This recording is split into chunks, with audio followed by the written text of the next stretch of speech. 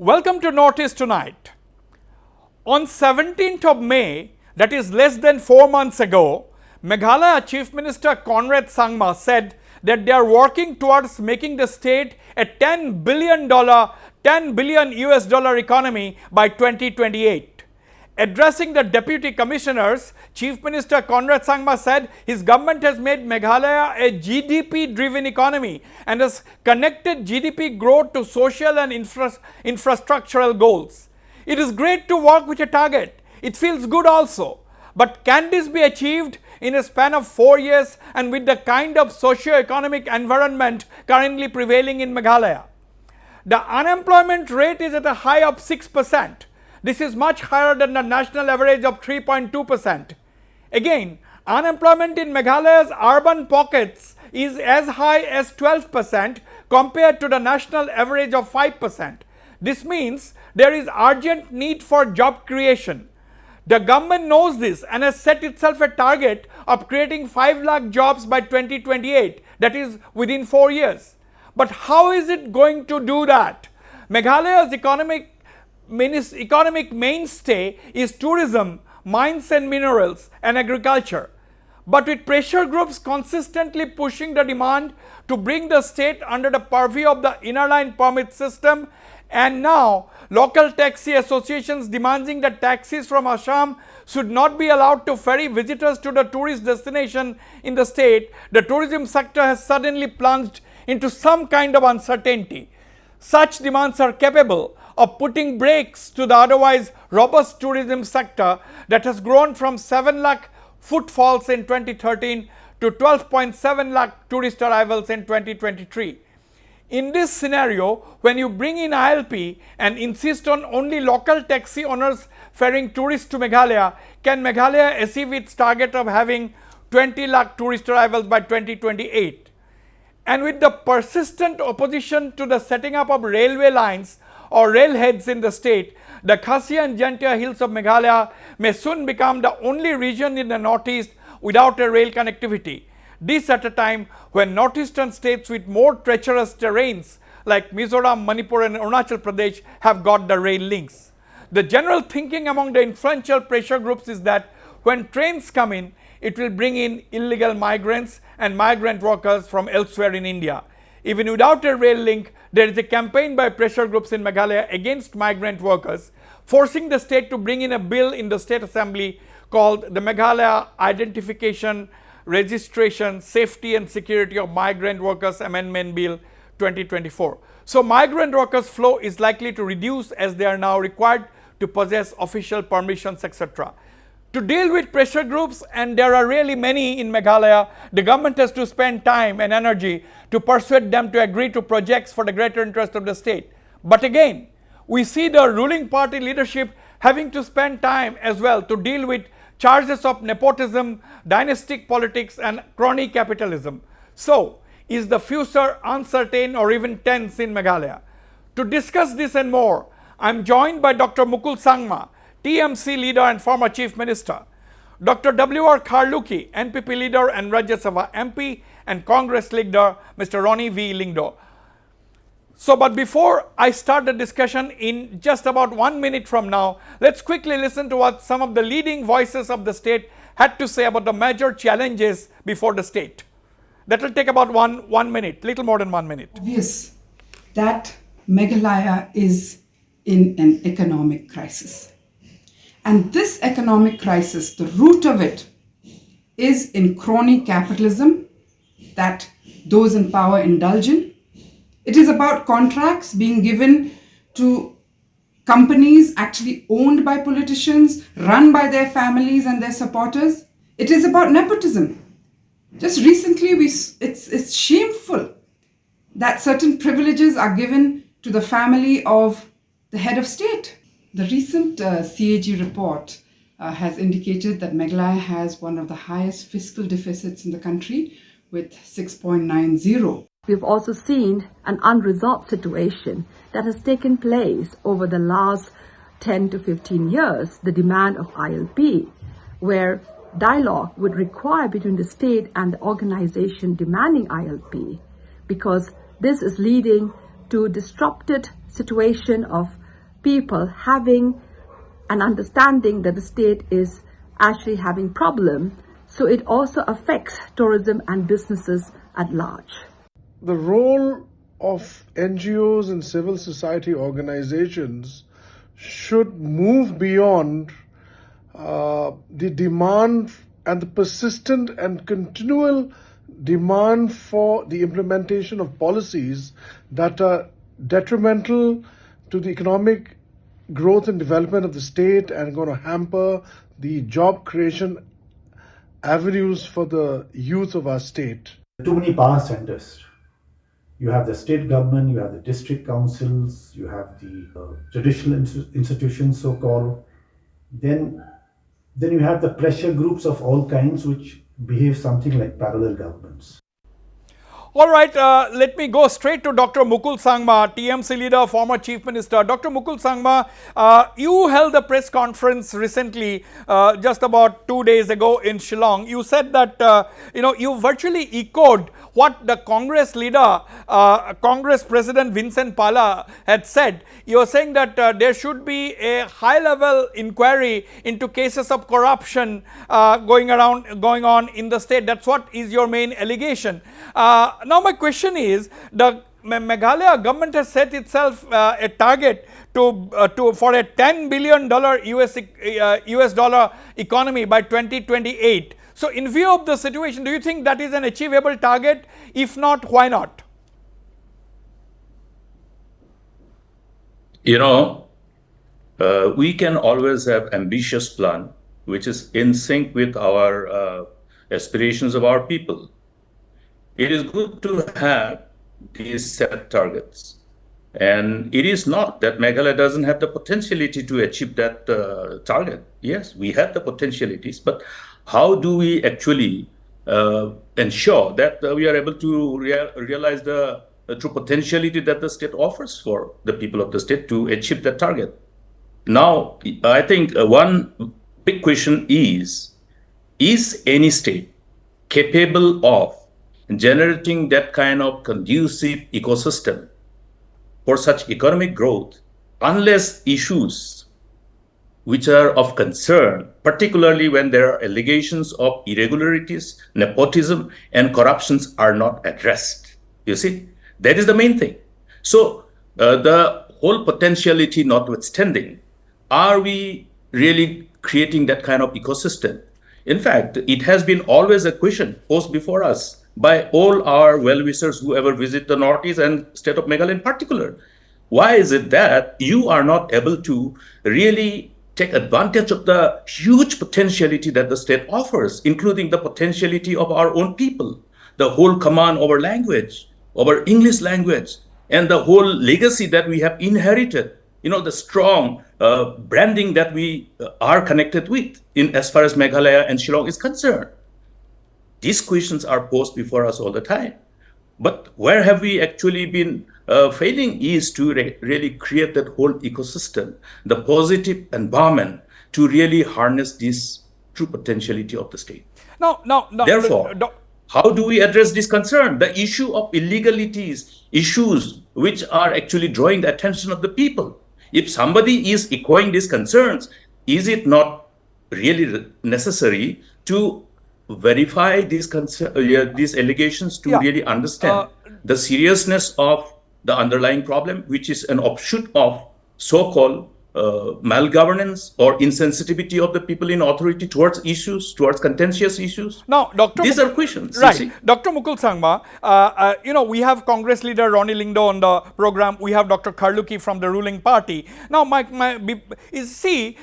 it is always easy for political leaders to indulge in political fireworks. Now my question to you, you are a very veteran political leader of the state. Now my question to you is, when you are saying that Congress is also saying the same thing, that large scale corruption going on. Now why can't the political parties move the court and lodge an FIR or file a case? It will be quite interesting for you if you know what is the status of number of such cases which were brought before the various institutions which were created to create a deterrence to any tendency to indulge in corruption by people in office. One issue which is before the institution is the Lok Ayukta. You have to ask the government or anybody who is representing the government, what is the status of the Lok Ayukta in as far as the state of Meghalaya is concerned? What are the cases that is pending before the Lok Ayukta? And besides that, what are those other issues which are being flagged before the government? Is it necessary for the people to really knock the door of judiciary all the time? If that is so, then where is the issue of the responsibility of the government itself or the people who are representing the government? The government of the day is to take cognizance of the concern of the people, to ensure that our given system of democratic system is capable of dealing with the grievances of the people, so that people take judicial intervention as the last resort. Right. Let me bring in Congress leader Ronnie Lingdo on the show now. Mr. Ronnie Lingdo, let's have Ronnie Lingdo on the screen. Yes. Mr. Lingdo, I will also go to Dr. Kharluki for a response. Let me hear from Ronnie Lingdo as well. Mr. Lingdo, Mr. Vincent Pala first brought out these allegations of corruption, nepotism, etc. He said that he leveled a serious allegation. Let's listen to, before I ask you the question, let's listen to what Mr. Vincent Pala had said some time ago. Let's quickly listen to that. That will be less than a minute, and I'm coming to you, Mr. Ronnie Lingdo, for your comments. Let's listen to what Vincent Pala had said. The government of the day is not like before. Nowadays, the government is very arrogant. The government is very corrupt. The government is trying to finish the other parties by the illegal money which they have got from drugs, the illegal money which they have got from the illegal coal mining, from the manipulation of the contract works, so many things as we have seen. As on today, it starts even up to the transfer and postings and all. The government of the... Now, Mr. Ronnie Lingdo, that's what Vincent Pala has said. Now, is it, as I was asking Dr. Mukul Sangma, is it political fireworks? Do we have evidence to this effect? How is it impacting development in the state? Because our main focus of today's discussion is how is the ecosystem in Meghalaya today suitable for the government to achieve its target of a $10 billion economy in the next 4 years? That's my question. You see what the president has just said, there is some truth to it. Otherwise, he would not have said, because he is a very responsible person, being the president of the party and the former MP of the party. I think he must have evidence to it that he has brought this allegation. And then regarding the ecosystem, yes, if the right ecosystem is there, I don't think we'll have any problem in achieving why 10 billion, maybe more than that. But then the ecosystem, transparency, and, in all the dealings should be there. Now, when there is, there is this allegation, there is this perception from the people that everything is not fair, everything is not transparent, then I think it's difficult to achieve that target, because as Dr. Mukul Sangma has just said, yes, Meghalaya has the potential. We have the potential, for education to improve, not only, generate employment, even revenue of the state. We have the agriculture, we have the tourism sector, we have so many things, but then everything has to be transparent, and then the opposition also should be taken on board. Mr. Lingdo, what in the ecosystem is not correct according to you? What in the ecosystem is not right as of now? You see, for example, now, I'll just tell you now, the contract works. For example, in the assembly, it was raised by Dr. Mukul Sangma, when there is, a dearth of employment. At least one sector, contract work, supplies, government supplies and government contract works, this should be opened up to, to the youth, to the people who are seeking employment. So in the meantime, they can, make a living until such time they can get, a proper government job. Right. Right. So these are few of the concerns. And then, of course, because I don't think we are dealing at the micro level. You see, if we just cut and paste industrial policy of, of the government of India, which is relevant to the big states, but not relevant to small states like India or like Meghalaya. So I think we should adopt policy that is suitable for the state of Meghalaya, relevant to the people of the state, and the kind of activity that the people are doing at present. Right. Let me move to, before coming once again to Dr. Mukul Sangma, let me go to Dr. W.R. Karluki, senior NPP leader, former state president, and currently, of course, the Rajya Sabha MP of the party from Meghalaya. Dr. Karluki, allegations aside, there are some facts. I have got some facts in front of me. The unemployment rate in Meghalaya is 6%, whereas the national average is only 3.2%. And the unemployment rate in the urban areas of Meghalaya is 12% compared to the national average of unemployment in urban areas, which is 5%. Now, you are obviously, your government has set a target of 45,000 jobs, new jobs in the next 4 years. And of course, that big target of $10 billion US economy by 2028, that is also in 4 years. Now, you have some unresolved issues, like people are still demanding ILP, that issue is not resolved. The railway line is not there. When you don't have a railway line connecting Shillong, the biggest city, the capital of the state. So these are some of the pending issues which the government has not been able to resolve. Yes, Mr. Wasbir. Could you hear me? Yes, yes. Hello? Yes. Yeah. Yes, Mr. Wasbir. ILP is not a demand of only today. It has been a long time demand. And this demand of ILP, way back to the 1979-80 movement, which not only in Meghalaya but the whole of the Northeast.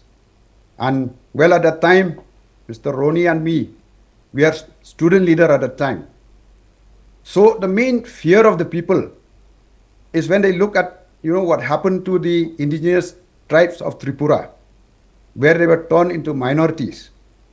And this demand goes on. And I would like to remind you that the 1979-80 was a movement, the fear of being swarmed by foreigners, not only in Meghalaya, but in the Northeast, throughout the Northeast. And this is always there in the perception of the indigenous people of the Northeast. So, well, that's why I'm very proud to say that at least after almost 40 years, that when my party comes to power, we were the one to pass the ILP resolution after 40 years. At that time, I was still a young student leader, that we passed the resolution, and now it is in the court of the Home Ministry. Right. So some of these issues are live issues, Dr. Karluki. These are live issues, and you have the migrant workers. Don't you think the fear of being swamped by outsiders? Do you think, yes, this is, on one hand, one cannot deny that one should not be bothered about outside influx, but at the same time, if you look at growth, if there is no tourism, now the local taxi owners, they do not want the taxis from Assam to go and drop people. So how do you operate in this kind of an environment? Do you think the government has to be proactive and deal with these issues? You see, the question of tourism and the question of, ILP is different. Tourism, they come from Assam, they come for 1 day, 2 days, or say from any part of India or the world. They stay and go back, which is quite different. So, tourism as it is today, like what you have just mentioned, it has picked up in Meghalaya.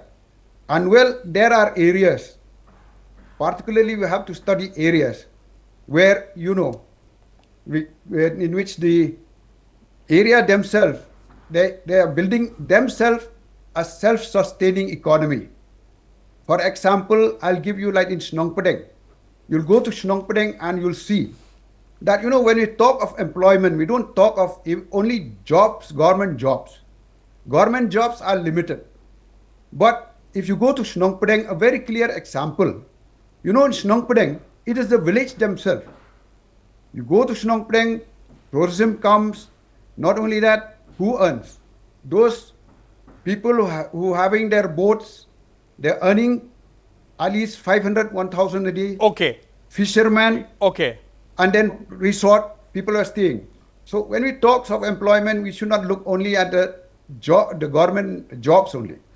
No, Dr. Mukul Sangma, it is obvious Dr. Kharluki is stating the obvious in the sense that, we cannot look at only government jobs. But Assam now, look at Assam. We just had the Tatas investing 27,000 crore in that semiconductor facility. We have a defense production line coming up in Assam very soon that will also run into thousands of crores apart from smaller investments. Now, of course, in a region like the Northeast where there is hardly any economic investment, in smaller states particularly, the people are looking at government jobs. But don't you think it is high time to think about innovative measures to bring in other forms of livelihood options? And do you see any such livelihood options coming up in Meghalaya in the past decade? I think we have been quite consistent in our belief of the potentiality that the state provides for our people. You look at the population and the quantum of youth available to look at those spaces of employment outside the government sector. And you will see number of initiatives, embarked upon by successive governments over the years, having realized those areas of potentialities. So aggregating these whole diverse potentialities and creating that kind of enabling environment is what I'm trying to tell.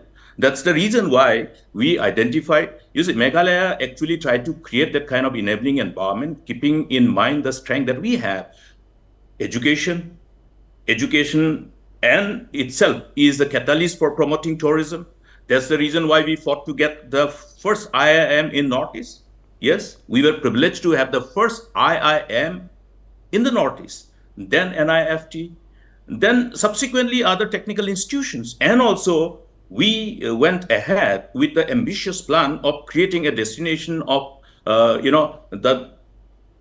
just to harness the benefit of the huge diversity of this region itself as a destination for culture, as a destination for music. In addition to that, identifying potentiality in the IT sector, in the health sector. Now, these are a few areas which are something which comes naturally for Meghalaya. Now, obviously, Assam has been able to get that investment in Jagirot only because of the Brahmaputra, the water. You will understand and appreciate how much of water is required for that particular industry. So similarly, we have to really do the mapping of our respective potentiality in diverse field. And therefore, there is no dearth of avenues of opportunity for generating that kind of employment outside the white-collar job, outside the government sector. That is what we understand. But where is the ecosystem? Today, if you go and see the overall situation in education sector and the quantum of frustration and anger that is palpable amongst the youth, these are matters of concern. Why? Because the lack of opportunities for a long period of time, that creates, sense of insecurity. The sense of insecurity result in the kind of lawlessness you see. So these are recipe for a disastrous future, lack of opportunities. You have to create opportunities of job both in the government and outside the government. You cannot say that, okay, you look only for the non-government job outside the government, but what about the vacancies which are available with the government? Why are you not filling them up? Therefore, there are lots of questions. Now, you have also huge potentiality of the international border. Have we been able to really convert this international border from the border of dispute to border of prosperity? These are issues. Therefore, there are many other players who have to chip in, including government of India. How to really take care. Now, why are we having the problem in Manipur? It is precious. Precisely because we don't know how to handle with the neighboring country from the geopolitical perspective to deal with our international border. And look at the number of instances this year itself. The number of instances where Assam has sieged. Assam has sieged. Absolutely. Drugs. Absolutely. Where are these drugs coming from? Where are they going? These are really. Now, how many people are now these are really big under questions. influence of drug? These are really, How many youth are becoming Dr. Mukul victim of Sangma, this drug menace? right. These Dr. are Mukul challenges. Sangma, I'll go for I'll come to Mr. Lingdo, but before that, I'll go for a very, very short commercial break.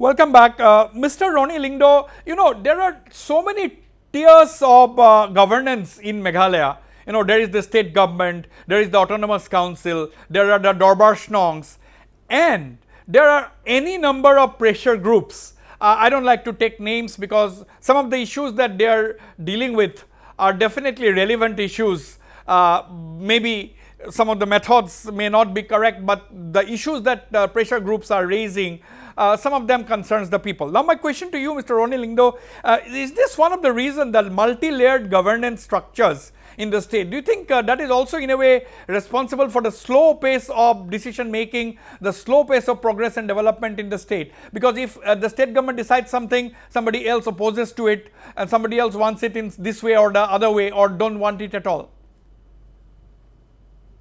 See, the point is now, if people think they have a stake in whatever development that is being taken, I don't think there'll be opposition. And if you talk about, different, layers of governance, I think other states also do have. For example, we do not have the Panchayati Raj. You go to other states, they have the Panchayati Raj system. So we have here the Dorbar Shnong. So, if people are made to understand that they stand to benefit from whatever intervention the government is going to embark upon, I don't think people are going to oppose. But then when they think, they have this perception that only a few are going to benefit, then of course people will oppose. So I think the government should take everyone on board, be it the Dis Council, be it the Dorbar Shnong, be it the NGOs also. That not every NGO is opposed to, development. There are few of them. For example, you were talking about, the tourism that, they want these taxi owners, taxi drivers to ferry tourists to. That can be solved easily. For example, now I'll just give an example. For example, now if we have a tie-up, with the hotels, with the homestays, with the resorts, tourists can be ferried up to their destination. From there onwards, then maybe, tie up with the hotels, the resorts, the homestays, that from there onwards, you can engage these local, because they've also got to benefit. If they don't stand to benefit, then what is the point of promoting tourism at all? You see, now, for example, you cannot stop them halfway and say utilize our vehicles. I think, for example, now we have the Cherrapunji holiday resort, what do you call by Jiva Resort. Maybe up to Jiva Resort, people can be ferried from the vehicles that they've come from, maybe from Guwahati, from anywhere else. Okay, but then from Jiva Resort onwards, tie up with the Jiva Resorts management that, from there onwards, request the people to ferry people so that then people have a stake in it. Why would they oppose? You see, now there is a solution to any problem if you're sincere. Now, if taxi people themselves will ensure that tourism is, encouraged, people are treated fairly, people are treated with, courteously, if they stand to benefit. So, you have to involve everyone. I don't think that is a stumbling block to the development. But if they don't, they're not stakeholders in it, then you have this problem. Absolutely. Dr. Kharluki, where is the problem? Do you think there is some communication gap? Do you think will you advise, as a senior leader, will you advise your state government to be a little more proactive to solve these minor issues that can be easily solved, as Mr. Ronnie Lingdo is saying? Like the taxi issue specifically, like the taxi problem. Mr. Wasbir. Yes. I will appeal to our people. We must learn to live. We are always before known as the 7 sisters of the Northeast. Yes, we'll try to solve a problem. Let me just set an example. Suppose we see that we don't allow tourists from Assam to come on tourist taxi. Suppose the tourist taxi of Assam said that your vehicle ply up to Jorabat. What will happen? You see, we have to be very particular on our ever decision. It is not so simple like that. We have to learn how to live. You see, yes, tourism actually is flourishing, but we ourselves, like I don't appreciate that what happened at that time when the tourists are stopped somewhere in between Sora. That is a very wrong move. We have to know that we are living in a region where we have to thrive together. Absolutely, absolutely. Let me turn once again to Dr.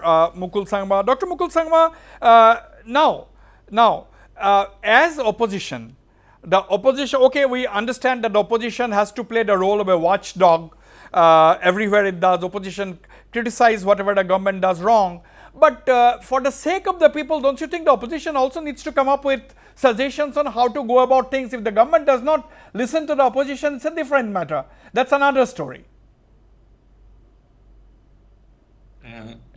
And you are I think we are all aware. Let us be realistic. Every problem has a solution. But if one needs to solve the problem, one has to take cognizance of the problem.